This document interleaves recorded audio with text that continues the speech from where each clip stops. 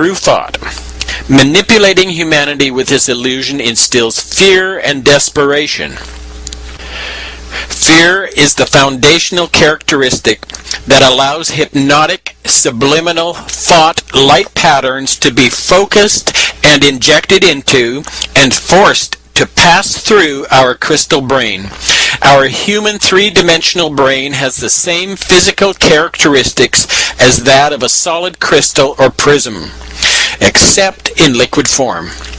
There's nothing godly, loving, or sweet about this group entity or its method of manipulation.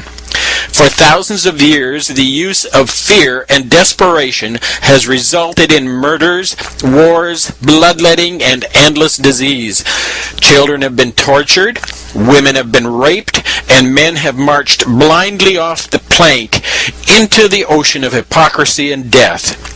This has all been courtesy of the God of the Bible, the God of love, the God of the Old and New Testaments, the God of the Quran, the God of Buddha, the God of every religion and intellectual system known to man. This is the God of light, the Luciferian light bringer. Genesis 1 continues to say that God saw the light, that it was good. But good for who? Obviously good for those who were using it to control humanity through the manipulation of light. Yet again we have another subliminal. God doesn't say that anything is bad, it's just implied, suggested, implanted. If light is good, then something must be bad. When we consider how we see things in this 3D space, we're told, from an intellectual perspective, that light enters through the pupil of our eye, where it strikes the back of the eye, where it's reversed, and then travels along a neurological path to our brain, where it's flipped right side up again, and we see an image. Unfortunately, this is incorrect. Light is thought. And the thought of what we are intended to see is implanted within the liquid crystal prison of our brain. The suggestion, which originated from the Luciferian mindset, travels through the crystal brain, and similar to a ray of light passing through a rain shower, a rainbow of three-dimensional color, form, and sound explodes in front of us.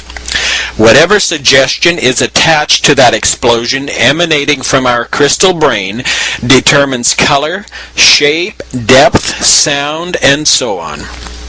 The things we see, the sounds we hear, the smells we smell, all these details are within the thought, which is the word, the sound, the vibration, the energy, the glowing, and is the light.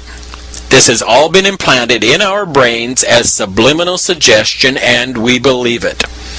Because we believe our senses and all the suggestion attached to them, it seems real.